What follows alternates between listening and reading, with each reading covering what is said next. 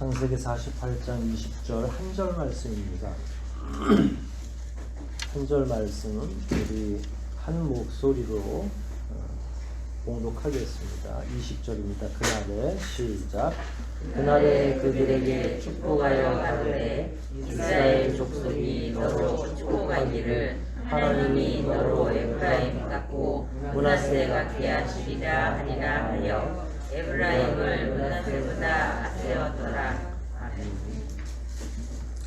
에브라임과 므낫세는 누구의 자식입니까? 네, 요셉의 자녀죠. 오늘 요셉 얘기를 하려고 그래요. 그런데 왜 마지막 야곱의 축복 기도를 하는 요 구절을 골라서 본문으로 세웠냐면, 이 본문을 공부하진 않을 거지만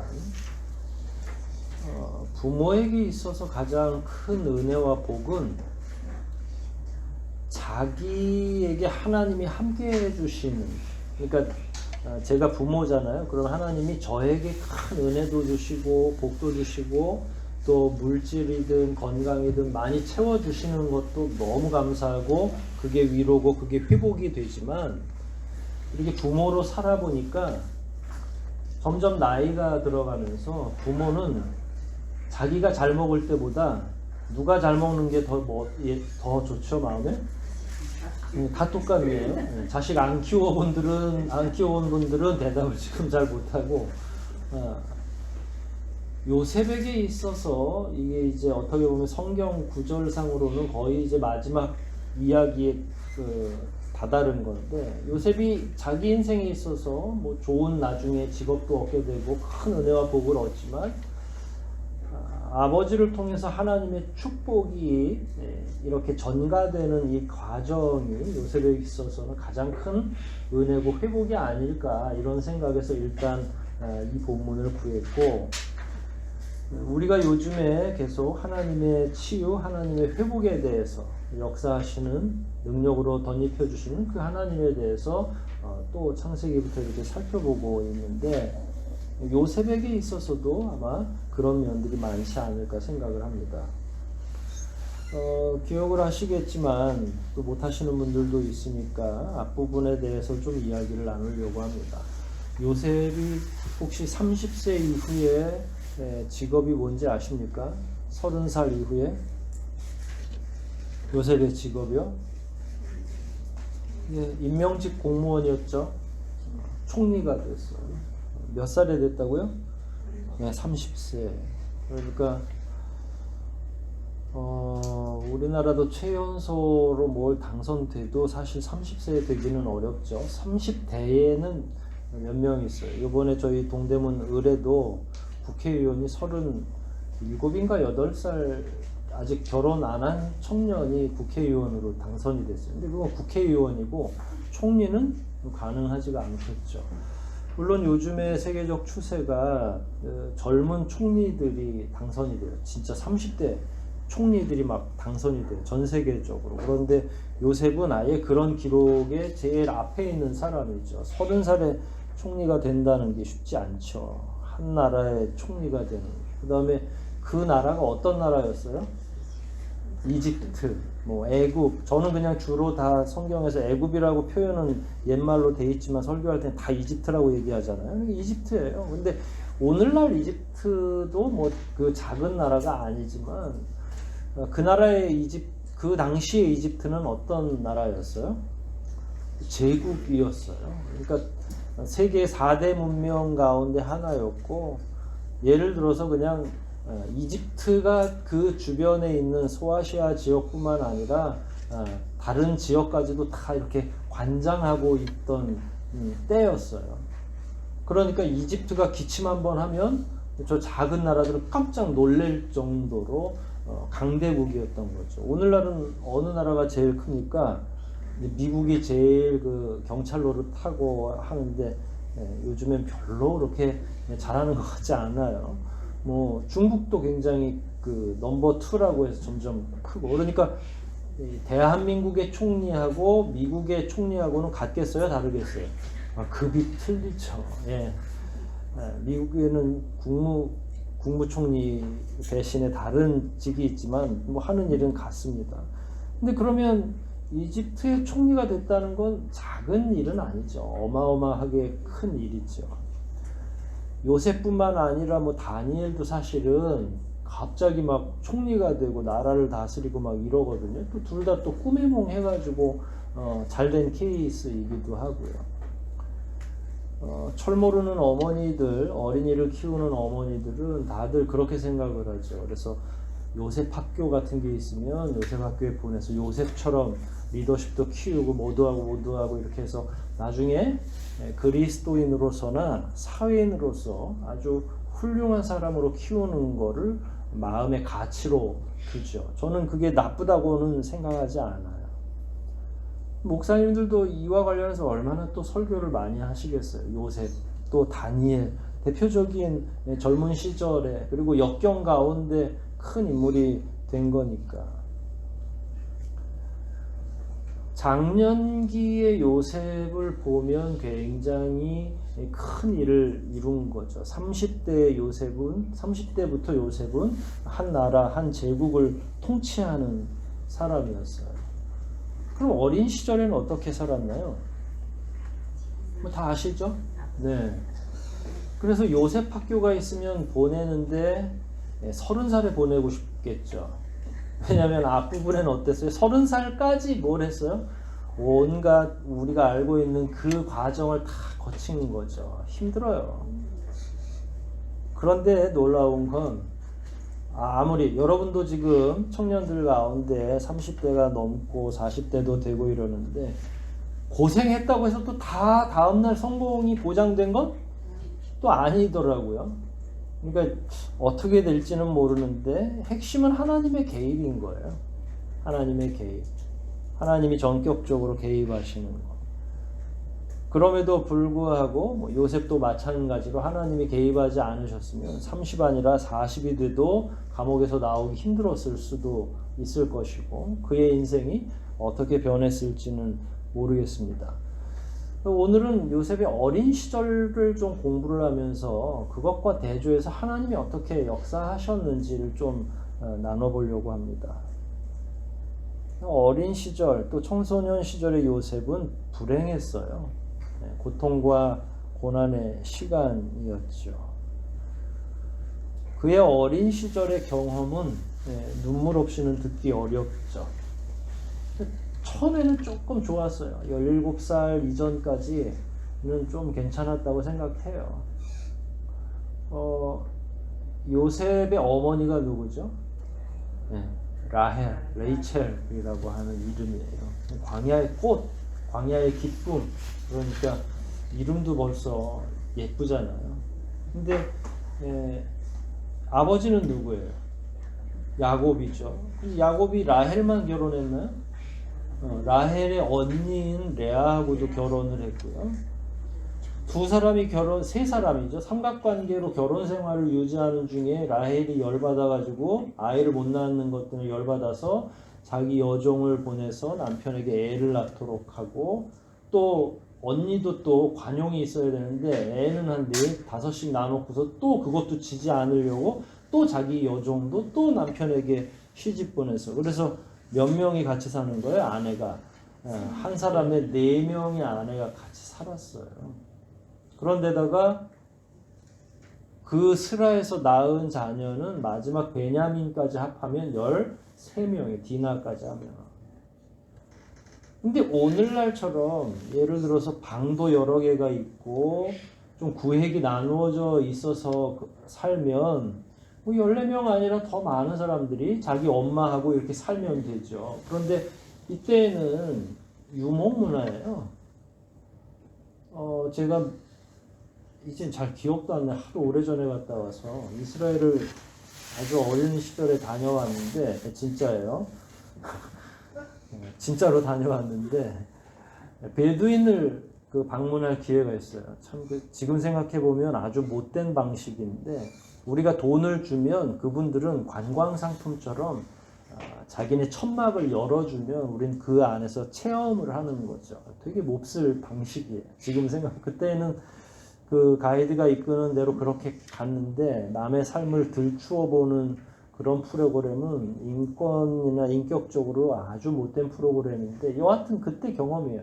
들어갔는데 아이들이 지금으로 보면 우리 안정임 집사님 정도 되는, 근데 딸이에요. 부인이 아니라. 나이는 한 5, 60대 정도밖에 안 된 남편인데, 그리고 나서 아주 젊은 또 부인도 있고 한 텐트 안에서 쪼무레기 아기들까지 다 같이 사는 거예요. 5, 60대 먹은 아저씨, 제가 보면서 더 먹은 것 같은데, 고생하다 보면 더 얼굴이 이렇게 많이 풍상을 겪잖아요. 그러니까 아기들도 다 그분의 슬하에 있는 거예요. 10몇 명이 같이 텐트 안에, 한 텐트 안에 사는 거죠. 유목민들의 삶이 그래요. 애국은 요셉까지 들어가서 이집트로 들어간 전까지는 야곱의 집은 무슨 집안이었어요? 목수의 집안이에요? 그런 거 없어요. 그냥 유목하는 거지요. 양치고, 여기저기 초목을 따라서. 그럼 갔다가 뭐 텐트가 4개라 할지라도, 엄마별로 텐트가 있다 할지라도 사실 가까이 있지. 뭐 저기 멀리서 막 버스 한 정거장 되는데 누구 엄마네 이러지 않으니까 다 그 안에서 복닥복닥 거리는 거죠. 근데 라헬이 총애를 받아요. 부인 가운데. 이러면 벌써 또 연속극이 바로 써지잖아요. 어떤 문제가 생겨요? 남편이 4명의 부인이 있는데 이거부터가 문제지만 그 중에 한 여인만 굉장히 예뻐해. 근데 두드러지게 예뻐해요. 그럼 어떻게 되겠어요? 누구끼리 싸워요? 여자들끼리 시기와 질. 그것 때문에 2명 살다가 4명이 됐다고요. 여인들이. 그런데다가 라헬이 요셉을 낳으니까, 예쁜 부인이 예쁜 아이를 낳으니까 야곱이 어떻게 했어요? 철철이 아이한테 채색 옷을 지어 입혀주는 거죠. 이 의복과 관련해서는 몇 번 이야기를 했죠. 이거는 원래는 이건 장자나 큰 아이나 받을 수 있는 혜택인데 끝에서 2번째가 이런 걸 받은 거예요. 그러니까 엄마들 사이에서도 라헬이 굉장히 미운데 형제들 사이에서는 누가 믿겠어요? 요셉이 미운 거죠. 이게 다 누구의 공로냐면 야곱의 눈치 없는 사랑 때문에 그렇게 된 거죠. 말씀드린 것처럼 유목민의 삶이라는 게 다 거기서 거기인데 갈등이 얼마나 많았겠어요. 라헬과 요셉 이 2 사람은 그 집안 전체, 야곱 빼놓고는 모든 사람의 미움을 받는 거예요. 성경에 나오지 않아요. 그런데 이건 얼마든지 우리가 합리적으로 유추할 수 있는 거죠. 왜냐하면 성경에도 형제들이 요셉을 좋아했다고 표현되어 있어요? 그렇지 않아요. 마음속에 이렇게 뭐라고 그래야 되나요? 이렇게 꼬챙이 같은 게 다 하나씩 있어서 저놈 자식을 언젠가 어떻게 해야 되겠다라고 하는 거예요. 어머니의 지위에 따라서 자녀의 지위도 달라져요. 2 사람의 부인은 또 종 출신이었으니까 뭐 자녀들이 공평하게 된들, 뭐 유산을 받는들, 제가 봐서는 장자 받고 나서 차자 받고 이렇게 서너 명 지나면 받을 유산도 거의 없는 상황이고, 그러니까 뭐 이 가족들은 살아가는 게 그렇게 쉽지 않았을 거예요. 사랑을 받으니까 요셉은 편했겠어요? 이게 왕따 당하면서 사는 것도 쉽지 않습니다. 이 가운데 제일 속이 불편한 건 누구겠어요? 요셉하고 라헬이겠죠. 아버지한테, 남편한테 사랑을 받는 건 맞지만 나머지 사람한테 전부 다 눈총을 받는 거죠. 그러다가 이제 이주하는 과정 중에서 베냐민을 잉태하고 나서 라헬이 베냐민을 낳는 과정 중에 어떻게 돼요? 죽게 되죠. 그럼 사랑하는 어머니, 그 아내가 죽음으로 말미암아 누구 인생이 갑자기 불안정해지는 거예요. 엄마 아버지가 자기를 든든하게 지켜줘야 되는데 그 든든한 버팀목이었던, 가장 사랑을 받는 아내로서, 어머니로서 버팀목이었던 라헬이 죽음으로써 요셉의 인생은 단번에 어떻게 되겠어요? 이제 잘못하면 천덕꾸러기가 되는 거죠. 그리고 실제로 그렇게 되는 과정들을 우리가 보고 있었잖아요. 야곱은 철저히 무능력했죠. 이런 과정에서 갈등이 가장 극대화된 건 꿈 얘기를 하면서부터예요. 아버지 야곱을 닮아서인지 요셉이 눈치가 하나도 없죠. 그래서 볏짚 얘기하면서 1월 성신 모든 별과 달들이 막 자기를 향해서 절을 했다는, 별들이 어떻게 절을 하는지 난 상상도 안 되는데 내가 들었어도 한데 꿀밤을 매겼을 정도일 것 같아요. 제 3자가 읽어도 지혜롭지 않다 이렇게 생각하는데, 이걸 뭐 신앙적으로 펴면 자기의 비전을 끊임없이 주변 사람들에게 얘기하라는 원리로 오늘날 이야기되고 있습니다. 그런데 또 요즘에도요, 계속 자기 얘기하고 그러면 잘난 체 대마왕이라고 그래가지고 사람들이 좋아하지 않아요. 남의 말을 잘 경청해 주는 사람을 좋아하지, 자기 잘난 얘기만 계속하면 그 사람이 옆에 있기가 피곤하잖아요. 그러니까 이 요셉은 예나 지금이나 어떤 기준으로 봐도 이렇게 긍정적인 의사소통을 잘 못하는 건지, 아니면 하나님이 자꾸 하라고 하신 건지, 여하튼 하나님이 주신 꿈은 맞으니까 그걸 이야기하고 하는 과정 중에서 갈등이 극대화가 되죠. 그 꿈 얘기하고서 더 이상 형들이 받아주기가 싫은 거예요. 이 아버지 저 사랑을 독차지하더니 얘가 완전히 정신이 이상해졌구나. 우리랑 부모님이 다 지한테 절을 한다나 어쨌든 이놈은 가만히 놔두면 안 되겠어. 그리고 마음에 굉장히 악한 생각을 품기 시작을 한 거죠.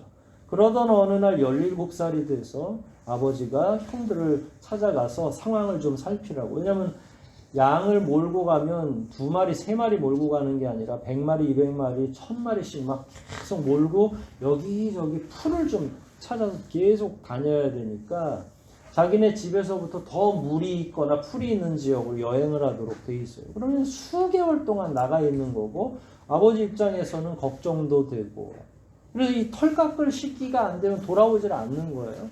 그래서 이제 어디로 가라 했더니 거기 갔던 형들이 없어서 또 어디로 해서 도단까지 가가지고 드디어 멀리서 보니까 자기 형들이 이렇게 있는 거죠. 요셉은 마음이 반가웠는데 형들도 요셉을 한눈에 알게 됐죠. 어떻게 한눈에 알 수 있죠, 요셉은? 채색 옷을 입었어요. 어디 가도 보일 수 있는. 형들이 그를 향해서 뭐라고 이야기를 해요? 꿈을 꾸는 자가 오는도다. 이게 긍정적인 말이 아니라 비아냥인 거예요. 꿈꾸는 놈이 오네? 이런 거죠. 그러면서 다들 무슨 작전을 폈어요? 오면 죽이자. 참, 그 형들도 참 대단한 형들이죠. 이런 사람들을 가지고 하나님이 12지파를 만드시는 것 자체가 기적이에요. 뭐 여하튼 그렇게 해서 요셉은 우물에 갇히고 죽을 위기에 몰리게 되죠. 간신히 미디안 상인에게 팔려서 노예로 팔려나가는 거예요. 이때가 몇 살이라고요? 네, 17살. 답은 말씀 다 드리고 하잖아요. 팔려가면서 무슨 생각이 했겠어요? 화살 기도를 했을까요? 아버지 하나님. 저는 그렇게 생각 안 해요. 왜냐면 우리 17살이나 비슷해요. 물론 신앙이 막 특심할 수는 있지만 이 당시에는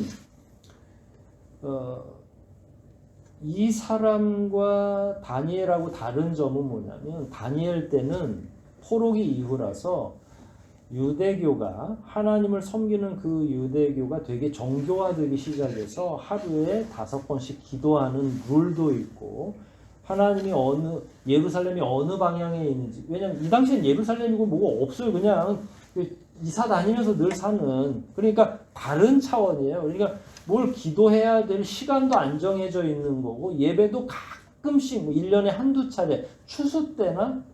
왜냐면 이 당시만 해도 지금 오순절이 뭐 정리되어 있는 것도 아니고 무슨 77절이나 초막절 이런 거 아무것도 정리가 안 돼 있고, 개인적으로 하나님께 경건의 훈련을 쌓으면 되는데, 그러면은 뭐 요셉이 매일매일 나가서 하나님께 예배드리고 이런 상황은 아니에요. 그런 예가 없으니까. 그러면 잡혀가면서 뭐라고 생각을 했겠어요? 뭐 하나님께 기도도 할 수 있지만 제가 봐서는 그냥 우울한 거죠. 이미 우물에 빠졌을 때에 죽음에 대한 불안, 공포가 있었겠죠. 여러분 갇혀보셨어요?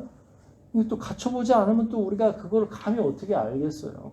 그럼 뭐 우물에 빠졌는데 이런 동네에 우물이라는 건 뭐 짐승이나 잡기 위해서 놓는 거지 물이 나오겠어요? 뭐가 나오겠어요? 누가 구해주지 않으면 하루 이틀 안에 탈수 증상으로 다 죽는 거예요. 사막 지역인데 어떻게 되겠어요? 아무리 그 사람의 신앙이 큰다 한들 우물에서는 좌절, 낙심, 불안, 공포 이런 게 그 사람의 감정에 거의 다였을 것이다. 물론 짬나서 기도는 하지만 계속 기도 이렇게 하지는 못했을 것인지. 형들을 이길 수 없는 상황이에요. 감당할 수 없어요. 수적으로나 여러 면에서 어떻게 빠져나올 수가 없죠. 근데 어떻게 살았어요? 하나님이 두 형제의 마음을 옮기죠. 그래서 한 사람은 살려주자. 우리가 이 친구를 죽여서 뭐 하겠냐. 차라리 팔아버리자. 파는 것도 나쁘지만 일단 살려는 놔야 되기 때문에. 그래서 어떻게 해요? 미디안 상인에게 요셉을 팔기로 하고 옷은 벗겨가지고 짐승에 피를 묻혀서 아버지한테 거짓말을 해야 되니까. 이게 요셉이 경험한 어머니 라헬의 죽음 이후에 경험한 또 가장 큰 사건이었죠. 그리고 나서 이제는 노예가 됐어요. 엊그저께까지 지난주 한 두어 주 전만 해도 그래도 아버지 사랑은 받고 있었으니까 괜찮은 삶을 살다가 이렇게 누군가에게 팔려서 아예 타국으로 팔려가리라고는 생각도 안 했죠. 우리나라 50년대, 60년대 이런 일들이 많이 있죠. 가정에서 자녀를 끝까지 돌보지 못하니까 지금은 그 용어가 없어졌죠. 식모라고 해서 여자분들은 서울에 그냥 먹고 자고 할 수 있는 문간방에서 먹고 자고 할 수 있는 그런 데다 그냥 자식을 팔아버리는 거죠. 왜냐하면 집에서 밥을 못 주니까. 근데 이거는 집에서 밥을 줄 수 있는데도 이렇게 팔려버린 거예요. 얼마나 그 처지가 자기 스스로가 생각해도 화나고 불안하고 한 번도 이런 경험, 이런 상상을 해보지 않았는데 17살짜리가 팔려나가는 거죠. 사랑받던 청소년이 노예로 팔려나가는 거예요. 매일 기도했을까요? 제가 봐서는 1년에 한두 차례 기도했을지 모르겠지만 정해진 시간도 없고 정해진 예배도 없죠. 다니엘처럼 아까 말한 것처럼 무슨 정규적인 큐티를 했을 리도 만무하고 낙심과 좌절이 그의 가장 중요한 언어가 됐을지도 모릅니다. 그럼에도 불구하고 그는 신앙이 있긴 있었어요. 그런데다가 어디서 배웠는지 천성이 부지런한 사람이에요. 왜냐하면 보디발의 집에서 금방 총무가 됐거든요. 사람 마음에 드는 거죠. 아버지 집에서는 아버지랑 있어서 눈치가 없었는지는 모르는데 남의 집살이 하면서 눈치가 확 올라간 거죠. 그래서 보디발이 모든 걸 다 맡겨요. 그런데 어느 날 또 사단이 일어났죠. 무슨 일이 일어났어요? 보디발의 아내가 또 유혹하고 안 들으니까 이런저런 이야기를 하는데 보디발이 아내의 그 생활 태도를 잘 몰랐던 건지 아니면 어쩔 수 없이 노예의 말을 듣느냐 아내의 말을 들어야 되겠다고 생각을 한 건지 몰라도 요셉의 말은 이런 방구 듣지도 않고 결국 어떻게 돼요? 감옥에 갇히는 거죠. 17살에 팔려와가지고 이제는 또 다시 감옥으로. 더 좋아지는 게 아니라 지금 점점 나빠지고 있는 거예요. 요셉은 자기를 변호할 수 없고 즉각적으로 감옥에 갇히게 되는 거죠. 지난번에 형들 때문에도 인생 최대의 고난을 경험하고 있었고 해결되지 않은 본인 입장에서는 왜냐하면 하나님이 그 두 사람을 세워서 일단 살려주신 거를 본인은 어떻게 살았는지도 모르는 거잖아요. 여러분 고난이라고 하는 거는요 한참 시간이 가야 해결이 되고 해석이 돼요. 오늘 당장 여러분이 망하면 해석이 되는 게 아니라 이거 어떡하지 이러다가 원망, 공포, 분노 막 이런 감정에 휩싸일 뿐이죠. 그런데 한참 뒤에 10년쯤 뒤에는 아유 그때 망했지 내가 사업하다가 그땐 이래서 안 됐고 저래서 안 됐고 그땐 하나님만 그냥 너무 원망했는데 알고 봤더니 내가 너무 그때는 사람을 믿었던 거야. 이렇게 해서 나중에 해석이 되는 고난이. 근데 요셉은 지금 해석할 만한 상황이 아니잖아요. 당장 어려운 경험에서 여기까지 왔는데 또 더 나쁘게 감옥으로 들어간 거죠. 저는 감옥에 들어가면서 요셉이 또 느꼈을 것 같아요. 이상하다. 자기는 최선을 다해서 주인을 섬겼는데 예를 들어서 우리 표현으로 하자면 10원짜리 하나 내가 잘못 계산한 게 없고 정말로 정직하게 했는데, 보통 우리도 그럴 때 더 억울하잖아요. 충성 안 하다가 걸렸으면 어때요? 아니 일해야 되는데 졸다가 걸리면 그거는 내가 혼날 일이니까 그런가 보다 하는데, 정말로 일 열심히 했는데 사건 사고가 터져서 내가 그 직장에서 해고가 된다 그러면 열심히 안 했으면 분노가 덜한데, 최선을 다하고 정말로 주인을 위해서 헌신적으로 일했는데 그게 만약에 그 상대편이 이해 안 해주면 몇 배나 더 실망스러운 거거든요. 그러니까 요셉은 보디발의 아내도 화가 나지만 그 여자가 왜 그랬는지도 이해도 안 되고 너무 분노가 일지만 누구에게 더 화가 났을 것 같아요? 분명히 보디발 자신에게는 내가 정말로 최선을 다했는데, 가정에서 형제들에게 배반을 당해서 여기까지 왔는데 이제 형제들도 못 믿겠다는 게 이제 17살에 깨달은 거고, 한 1, 2년 있다가는 또 무슨 깨달음이 있었던 거예요? 충성을 다한 주인, 신실하게 대했던 그 상대편에게 했던 이 모든 게 소용이 없다는 사실을 깨닫는 거죠. 요셉이 지금까지 경험하는 이 모든 상처는 사람과 사람 사이에서 오는 상처였어요. 거리는 좀 다르죠. 너무 가까웠던 사람들, 혹은 인간적으로 피는 나누지 않았지만 자기가 충성을 다했던 신뢰할 만한 사람들. 근데 아시다시피 여러분도 형제들한테 당해본 경험이 다 있으시죠? 이상하게 한 번씩 다 있으시더라고요. 우리는 그 사람들한테 모질게 못하는데 우리의 약점을 다 아니까 돈 좀 빌려줘라부터 시작해서 이런 거 저런 거 다 봐준 다음에 꼭 나중에 보따리 내놓으라고 그러죠. 물에서 구해줬더니 보따리 어딨냐고. 저는 그게 요셉에게도 지금 진행되고 있다고 생각을 하고, 그럼 그런 경험 없이 이 세상을 또 어떻게 살겠어요? 그리고 나서 이제 감옥에 갇혀서, 감옥에 들어오는 사람들은 대부분 어떤 사람이에요? 대통령 표창 받은 사람들이 들어와요? 네, 주로 범죄자들이 들어오는 거죠. 그래서 감옥에서 배우는 게 뭐겠어요? 또 나쁜 짓, 더 나쁜 짓. 내가 모르는 내 전공하고는 원래는 청소만 했는데 이제 문 따는 기술도 배울 수 있고, 더 나쁘게, 여기는 그러니까 들어오면 일단 더 나빠져서 나갈 수 있는, 그래서 자기들끼리는 여기를 학교라고 부르죠. 학교 다녀왔다고. 학교 졸업은 없는 것 같아요. 그분들에게는 다시 들어가서 또 배우고.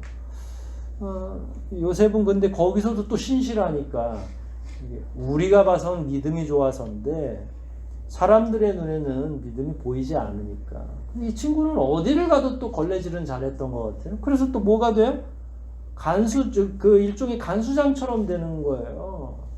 옥에서도 관리를 해야 되니까 참, 그래도 어딘가에 갔다가 놓으면 굶어 죽지 않을 그런 사람인 거는 틀림이 없어요. 그러다가 이제 꿈 해몽으로 본격적으로 접어들죠. 누구 꿈을 해몽해요? 술, 빵 했는데 누가 살아나요? 술이 살아납니다. 빵은 죽어요. 3일 있다가. 그런데 이때도 희망을 잃지 않아요, 요셉이. 왜냐면 내가 이렇게 꿈 해몽해서 나가면 반드시, 나는 지금 무죄하거든. 그래서 무죄한 것도 아마 다 얘기했을 것 같아요. 내가 원래 그런 사람이 아닌데 여기 보디발 주인의 부인이 어쩌고 저쩌고 해서 다 얘기를 했으니까 요 얘기를 누군가 좀 높은 사람한테 얘기해서 나 좀 나가게 해줘. 나가시면. 나갔어요.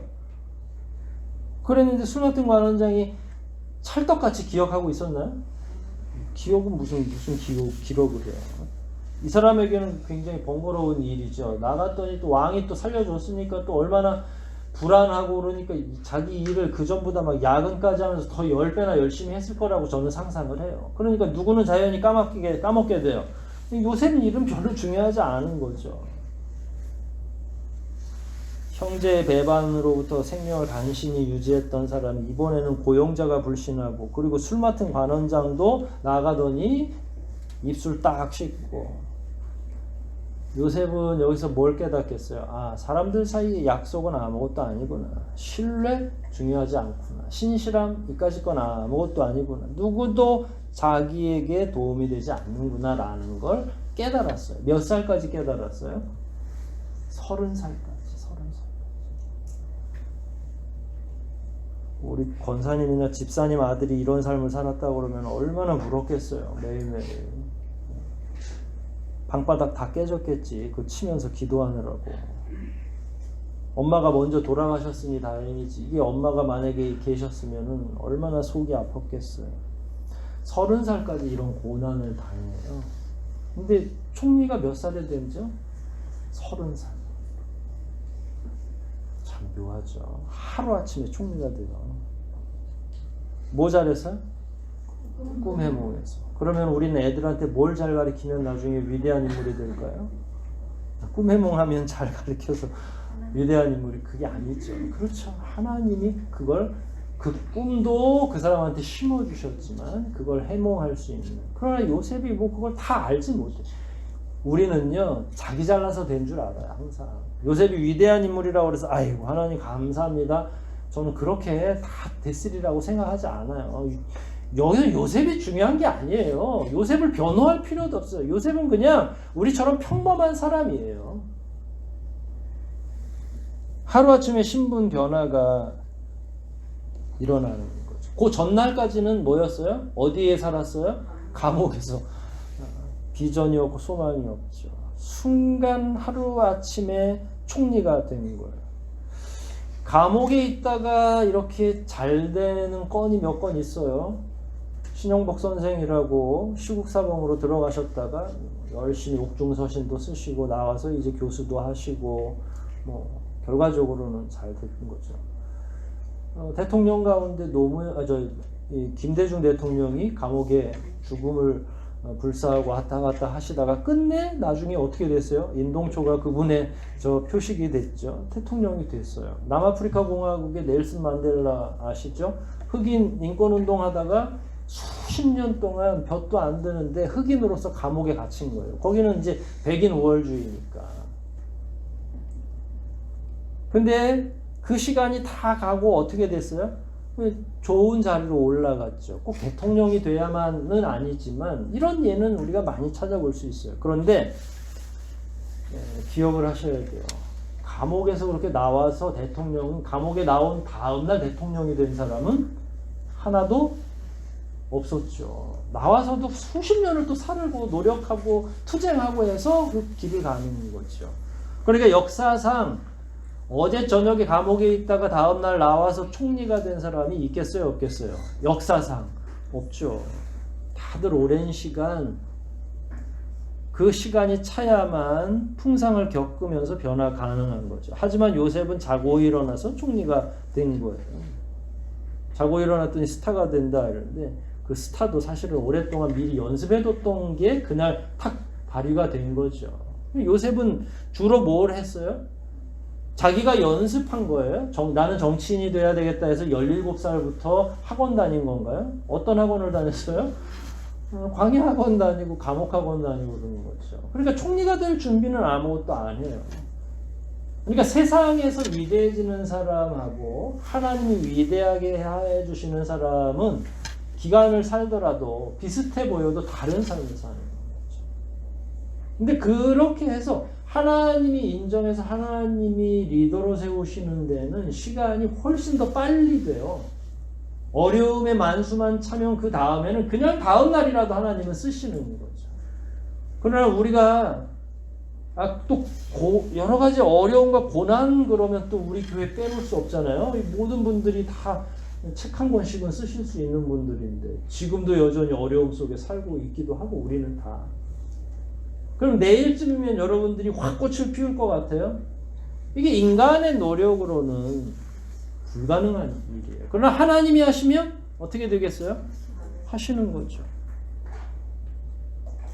조금 전에 예를 들었던 그 유명한 정치인들이나 또 해외 대통령이나 이런 사람들은 오랜 시간 자기가 노력해서 이루죠. 그런데 이것도 어쩌다 한 사람이 되는 거죠. 모든 사람. 우리가 노력 안 해서 부자 안 된 거 아니라고 몇 번 얘기했잖아요. 노력은 우리도 어마어마하게 하는데 어쩌다 한 사람이 되는 건데 그것도 하나님이 인도해 주셔요. 요셉은 어땠어요? 형들의 미움 뒤에서 하나님이 몰래 또 살려주신 거죠. 요셉은 모를 수 있습니다. 보디발의 그 감옥에 있을 때 또 누가 또 옆에서 옥바라지를 해요? 엄마가 옥바라지 한 거예요? 요셉의 옥바라지는 누가 한 거예요? 저는 하나님이 했다고 보거든요. 요셉은 또 모를 수 있어요. 왜냐하면 이게 하나님이 뭘 하실 때는 모른 척하고 갖다 주시는 거예요. 근데 이제 마지막에 총리가 되는 건 모른 척 할 수가 없잖아요. 어떻게 하루아침에 그렇게 될 수 있어요. 그러니까 이런 걸 우리는 기적이라고 하고, 기적은 반드시 사람이 만들어낼 수 없다. 하나님만이 만들어낼 수 있다. 이 시대에도 마찬가지예요. 혹시 이 시대에도 갑자기 이런 일들이 벌어진다면 저는 그건 반드시 하나님의 역사라고 생각해요. 인간의 노력으로 됐으면 우리 하늘소망교회 교우들도 지금 어마어마하게 빌딩 세우고 다 했지. 자기 노력이라면 말이에요. 하나님이 개입하시지 않으면 불가능합니다. 고난과 풍상과 수치 이런 건 다 우리가 지금 당하고 있지만, 그러나 기억하십시오. 하나님이 그렇다고 해서 지금 뒷짐지고 계시지 않아요. 여러분의 인생에 있어서. 여러분이 정말로 힘들게 하루하루 살아가는 걸 하나님이 모르실까? 저는 모르지 않는다고 생각해요. 하나님이 만일 간섭하지 않으면 지금까지도 버티는 게 힘드셨을 거예요. 여러분의 질병, 여러분의 살아오는 과정, 여러분들이 경험했던 그 많은 어려움, 그래도 하나님이 보이지 않게 조금씩 다 도움의 손길을 주셨기 때문에 지금까지 온 거죠. 그럼 하나님이 본격적으로 일하지 아니하시고 준비하고 계신 마지막 순간은 뭐냐? 요셉의 예를 통해서 보면 완전한 회복과 영광, 하나님이 요셉을 위해서 준비한 거. 완전해야 돼. 하루아침에 벼락이 쳐야 되는 거예요. 30살 이후에 하나님이 요셉에게 새롭게 약속하지 않았어요. 앞으로 20년 후에 언젠가 너는 총리가 될 거야 라고 말하지 않고, 바로 그날 당일에 하나님이 그를 높이신 거죠. 총리가 돼서 이 사람이 중요한 게 아니라 하나님이 그렇게 일을 하고 계시는 거예요. 그러고 보니까 하나님에게는 모든 대책이 있으신 거죠. 우리는 그게 안 보이는 거예요. 그리고 그걸 볼 줄 아는 게 믿음이고요. 저는 요셉과 하나님 사이의 이 관계를 계속 이어오면서 딱 2가지 결론이 내려졌어요. 2가지만 기억하시면 돼요. 첫째, 사람을 신뢰하지 마라. 하나님이 계속 끊임없이 잘라낸 게 뭐예요? 사람을 잘라내신 거예요. 철저히. 그를 가장 사랑했던 어머니도 하나님이 먼저 불러가 주셨고, 아버지는 뭐 우유부단하고 무능력해 보이기도 하고, 형제들은 좀 나를 위해서 애써줄까 했는데 여지없이 다 깨트려 버리죠. 자기가 충성을 다하면 주인이 알아줄까? 여러분들 회사에서 다 그렇게 살잖아요. 거기 붙어 있기도 해야 되고, 사장 마음에 사장 마음에 들어야 내가 그 회사에 계속 다닐 수 있잖아요. 그런데 사장이 나는 그 사람을 위해서 간이건 쓸개건 빼줄 준비는 돼 있는데 그 사람은 그래요? 여러분의 충심 어린 그 신실함에 대해서 하나하나 빠짐없이 세세하게 다 보답해 주나요? 그렇지 않아요. 오는 건 그냥 내가 일한 만큼의 대가지, 그 사장이 여러분이 일한 것보다 더 주진 않잖아요. 다 내 노력인 거예요. 그럼에도 불구하고 때로는 어떻게 해요? 우리 마음을 얼마나 서운하게 하는지. 인간 지도자들이 원래 그렇습니다. 그 서운한 마음을 하나님이 주시는 거예요. 하나님이 요셉의 30대까지 끊임없이 계속 해주신 일은 뭐냐면 사람과의 관계를 다 끊어주시는 거예요. 사람이 안 보이면 누가 더 많이 보여요? 하나님이 많이 보이기 시작하는 거죠. 그래서 순간적으로 이건 하나님이 하시는 일이구나. 그런데 자꾸 사람들의 도움을 받기 시작하면 나중에 이게 어떻게 된 건지를 몰라요. 결과가 좋더라도. 저도 그래서 약 먹을 땐 되게 조심을 하는데 한 번에 여러 가지 먹질 않아요. 하나씩 먹어보는 거죠. 왜냐면 이것저것 좋다는 걸 다 한 번에 먹으면 나중에 어떤 결론이 오겠어요? 이 뭐 때문에 좋아졌는지를 몰라요. 그럼 다음에도 그냥 한 움큼씩 먹어야 되잖아요. 그래서 하나님이 아닌 거를 제거하는 과정이 우리 인생에 제일 중요하다. 그래서 사람에게 빨리 낙심하세요. 근데 이게 안 돼요. 저도 하여간 사람 믿는 것 때문에 문제가 많은 사람인데 그렇다고 또 안 믿기도 그렇고 목사가 매번 사람 색안경 끼고 볼 수도 없잖아요. 이게 잘 안 돼. 그러나 여기서 말하는 건 하나님보다 신뢰해서는 안 된다. 수단과 방법도 사람에게서 가져오지 마라. 두 번째로 이것도 아는 거예요. 낙심하지 마라. 언제까지 고생했다고요, 요셉이? 30살 몇 월 며칠까지. 그럼 언제 총리가 됐어요? 그 몇 월 며칠 날 다음 날. 제가 얘기하잖아요. 보물상자가 밑에 몇 미터인지 모르지만 열심히 파다가 조금 파다가 안 나오니까 집에 갔는데 아유 보니까 10cm만 더 팠으면 10cm 요만큼밖에 안 되잖아요. 그거 안 파고 가면 그렇게 되는 거예요. 낙심하지 말라는 건 그 인내의 때가 언제인지 우리는 모르니까, 하나님이 언제 우리로 하여금 위대한 일을 하실지를 모르니까, 하나님이 언제 나의 연약함과 닫혀있는 내 마음과 내 주변에 이런 모든 깨져있는 관계들을 언제 회복시킬지를 모르니까 우리는 기다리는 거예요. 그 정도의 인내가 필요하다는 거죠. 낙심하면 절대로 하나님의 위대한 기적을 볼 수 없어요. 요셉이 전날까지만 해도 어두운 감옥에 있는지 모르지만 그 다음날 하나님께서 멋지게 회복시켜 주셨잖아요. 그런데 이 두 가지가 어려운 거예요? 늘 들어오셨던 거잖아요. 이런저런 설교들을 통해서. 그리고 이거보다 더 자주 들었던 얘기가 어디 있겠어요. 사람 관계에 사람을 의지하지 마라. 낙심하지 마라. 때가 되면 하나님이 인도하실 거예요. 얼마나 많이 들었습니까? 늘 들어왔던 이야기죠. 그런데 우리 문제는 뭔가요? 여러분, 새로운 이야기, 새로운 대책이 필요한 게 아니에요. 이게 옛날 대책이기 때문에 문제가 아니라 늘 들었던 이 두 가지 내용을 신실하게 따르지 못하기 때문에 다음 단계로 넘어가지 못하는 거죠.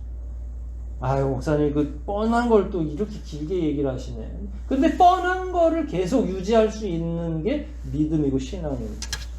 요셉이 17에 나와서 사실 횟수로 따지면 13년밖에 안 된다고 생각하겠죠. 그런데 그 삶이 녹록하지 않잖아요. 그걸 견뎌내는 것도 큰 믿음 아니겠어요? 여러분, 요즘 살기 어려우시죠? 안 어려운, 이게 질문 자체가 바보 같은 질문이죠. 마음도 어렵고, 직장 문제, 경제적인 것, 가정에서 하는 여러 사업들, 그 다음에 심령적으로도 위축되고. 요즘처럼 교회에 이렇게 얼굴 보고 싶은 때가 있었어요, 없었어요? 솔직히 여러분. 매주마다 힘들었는데 주일날 나오는 게 이번 주만 한 번만 쉬면 좋은데, 이렇게 날씨 좋을 때는 저기 내장산 가서 단풍 구경하면 좋은데 우리는 매주 나오니까 참 그리스도인들은 언제 놀러 가나, 이런 불만도 우리가, 저도 얘기했었잖아요. 지금 때가 굉장히 위기의 때죠. 우리만 그래요? 전 세계적으로. 그럼에도 불구하고 낙심하지 마십시오. 하나님이 미래를 준비하지 않으실 것 같아요? 저와 여러분의? 신실한 자들을 하나님이 책임져 주시지 않을 것 같습니까? 그럼 나오시면 안 되죠. 교회 다닐 필요가 없는 거예요. 그 믿음 때문에 하루하루 우리가 믿음을 가지고 더 연장하는 거예요. 언제 어려움의 만수가 다 차고 새로운 날이 될지, 그게 오늘 저녁이 될지 내일 저녁이 될지를 우리가 모르니까 끝까지 신뢰를 저버리지 않고, 하나님에 대한 신뢰를 저버리지 않고 끝까지 낙심하지 않을 때 하나님이 반드시 고난 중에 있는 모든 성도 한 사람 한 사람, 하나님에게는 자녀잖아요. 저에게는 성도지만 그 자녀 한 사람 한 사람을 반드시 회복시켜 주시지 않겠습니까? 하나님만 바라보십시오. 쉬운 일이지만 반드시 회복시켜 주시고 영광의 자리로 인도하실 겁니다. 그런 믿음 가운데 더욱 힘을 내시기를 주의 이름으로 축원합니다. 우리 함께 기도하십시다. 어린 시절의 요셉을 하루아침에 총리로 만들어주신 하나님, 그러고 보니까 하나님은 한순간도 요셉의 곁을 떠나지 않았어요. 여러분, 부모가 자녀를 지키는 게 아닙니다. 라헬이 17살 먹은 그리고 더 어린 베냐민을 놔두고 죽잖아요. 우리가 뭔가 책임져 줄 수 있는 게 아닙니다. 하나님이 지켜주시는 거죠. 하나님이 요셉을 키우셨고 하나님이 요셉을 영화롭게 하지 않았습니까? 이 시간 우리 동일한 마음으로 동일한 심정으로 하나님 우리를 지켜주십시오. 하나님 우리의 자녀들을 보살펴 주십시오. 모든 염려를 다 내려놓고 사람을 신뢰하지 않고 하나님만 바라보게 해주십시오. 언제 끝날지 모르는 이 지루한 싸움이 반드시 끝날 것이라고 확신합니다. 하나님 하루아침에 우리를 회복시켜 주실 줄 믿습니다 하는 그 마음으로 이 시간 통성으로 기도하시겠습니다.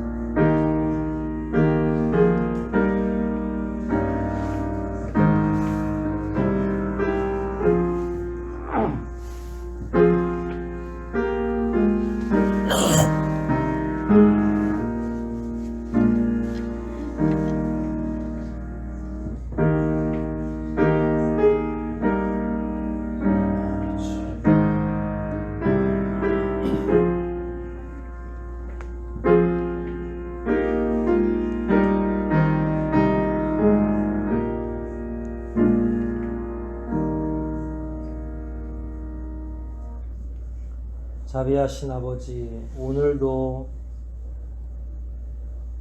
성경의 인물을 통해서 얼마나 세밀하게 아버지께서 일하고 계신지, 우리들의 회복과 치유를 위해서 얼마나 애쓰고 계신지를 배우게 됩니다. 조급하지 않게 도와주시옵소서. 사람에게 희망을 걸지 않게 도와주시옵소서.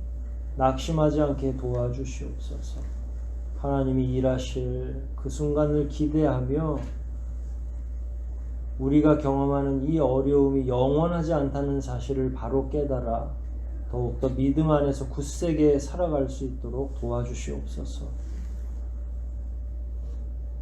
돌이켜보건대 지금 이 시대는 누가 누구를 도울 수 있는 시대가 아니라 오직 자기 믿음으로 하나님 앞에서 해결을 봐야 할 그런 시기인 것을 저희가 깨닫습니다. 우리 성도 한 사람 한 사람마다 더욱더 견고한 믿음, 확고한 신앙을 허락해 주셔서 반드시 아버지를 신뢰함으로 지금 경험하는 모든 어려움을 극복하고 아버지께서 마련해 주신 의의 면류관을 쓰고 영광스러움이 회복될 수 있도록 귀한 능력으로 함께하여 주시옵소서. 성령께서 충만케 하여 주시옵소서. 모든 것 우리 구주 예수 그리스도 이름 받들어 간절히 기도하옵나이다. 아멘.